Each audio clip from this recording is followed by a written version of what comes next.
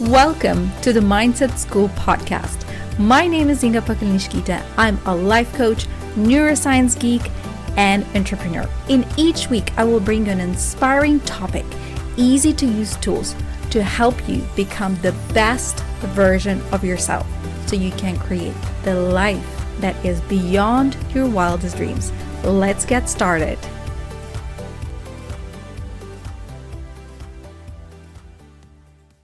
Hello, everybody. Welcome to another week. Welcome to another episode of the Mindset School podcast. Before I give you an introduction to what we'll be covering today, I just wanted to give you a little overview of some background noise that might be happening during this episode. In my recording studio, I have my doggy, Nala, with me. Usually she would stay in the bedroom while I'm recording this podcast, but she's not very happy with that. So today I decided to take a chance and to have her here. So you might hear some occasional snoring. You might hear some occasional sighing. So if you do, just know she is a little cutie. Go online, go to my Instagram page and check her out. She is super cute. In today's episode, I wanted to talk to you about self-doubt and how to use self-doubt as a GPS of where you need to grow, where you need to place your attention to become that best version of yourself. Why self-doubt is not a bad thing, and why self-doubt is more of your friend than a foe. We all know what self-doubt feels like in our body.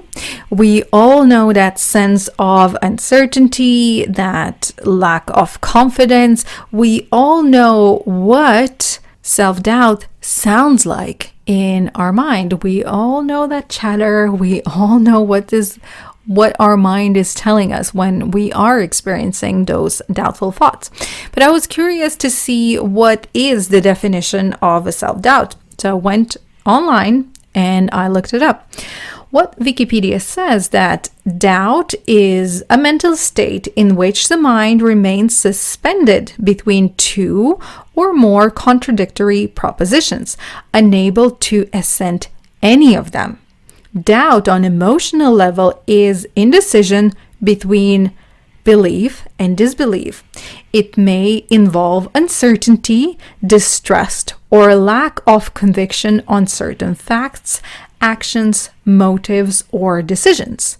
Doubt can result in delaying or rejecting relevant action out of concern for mistakes or missed opportunities. So self-doubt is a space where we really feel suspended. We feel not as confident. And usually that happens when we are about to do something new, when we are about to do something that we haven't done before and something that is outside our comfort zones. For the longest time, I never questioned the doubtful thoughts. So I never looked at where they come from. Why do they come? Why do I have those thoughts? And really allowed those doubtful thoughts to be there and to take them as they would come in, to take them as the truth of who I am and the version of who I am.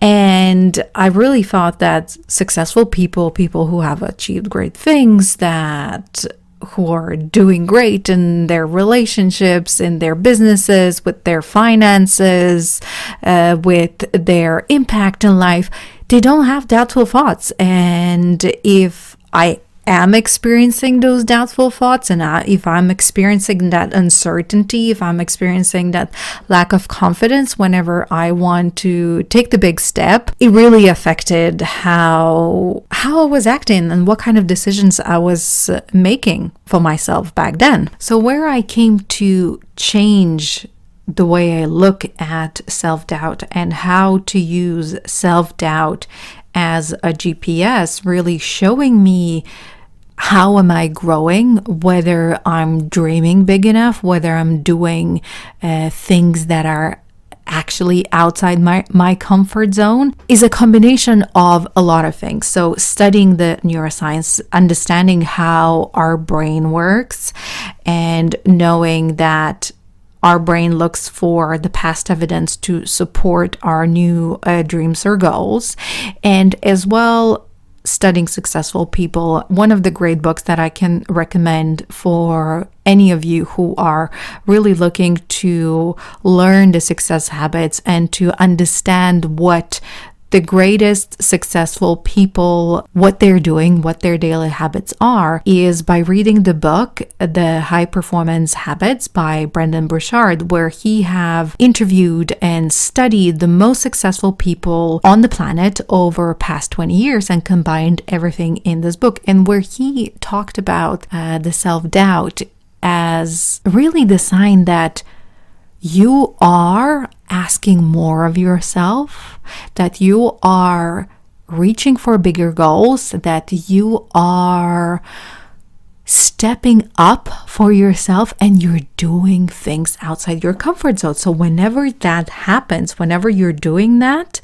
your brain is going and looking for that past evidence to support you. And obviously, if you want to do new things, if you want to create new things for yourself, there is no that past evidence in your brain. So that's why the self-doubt creeps in. That's why you have that feeling of uncertainty. That's why you have the lack of confidence, because you're about to do something that you haven't done before, and your brain's job is to keep you safe, to keep you alive, to keep you surviving, to keep you in your familiar known. So that's why it's going to give you those self-doubting thoughts. It's going to give you that. So it brings you back to where your brain knows you're well fed, you're well rested, your basic human needs are supported. So why should you go and do something where is uncertainty, where you will need to do different things? So that means that your brain will need to invest more energy into doing more things on that short term. It wants to keep you there. So that's why the self-doubt creeps in. And that's why self-doubt is always that friend that is going to be there in your life and is going to lead you in life. And that's what Brendon Burchard talks about, that even the highest performers, even the most successful people, they still experience self-doubt. Self-doubt is always there, and it will be always there, because once you're growing, once you're becoming a better version of yourself, you're asking more of yourself, you need to level up, and your brain wants to keep you safe. Once again, that's why the self-doubt creeps in, and it's something that you should be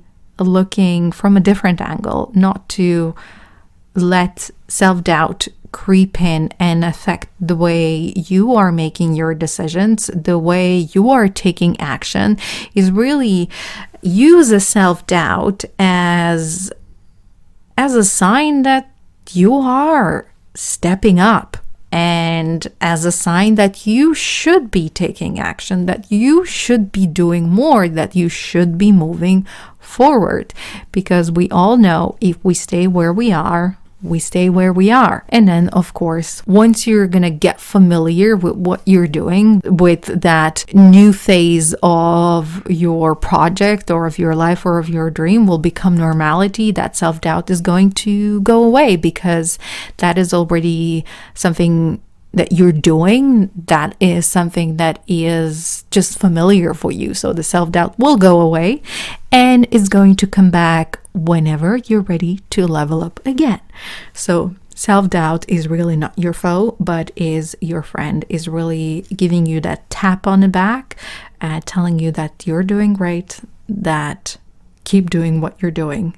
What I want you to take away from this episode today is that whenever you're experiencing doubtful thoughts, whenever you are experiencing that lack of confidence, whenever you're experiencing uncertainty, whenever you are about to take a big step whenever you're about to launch something new, whenever you are about to do something you haven't done before.